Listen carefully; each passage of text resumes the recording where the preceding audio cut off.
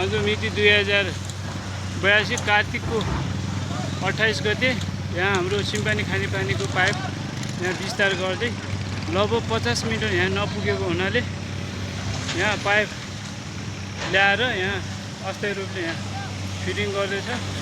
यो पहरा माथिबाट पहिरो आएर यो पहराको माटो चाहिँ क्लियर गर्दाखेरि यहाँ यो पुल निर्माण कम्पनीले चाहिँ पाइप छेदविच्छेद गरेको हुँदा यो पाइप अहिले हामीले सुचारू गर्दैछौँ।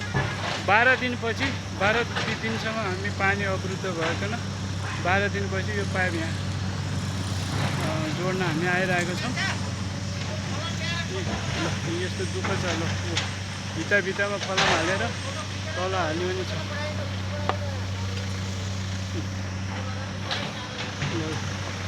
भित्तामा रड गाडेर ले त फिर आया तो हो तर मुया तम तर मुया तम तो फिर आया तो हो तर क्यों तो क्यों तो वो कोई उल्टा गर्छ नि।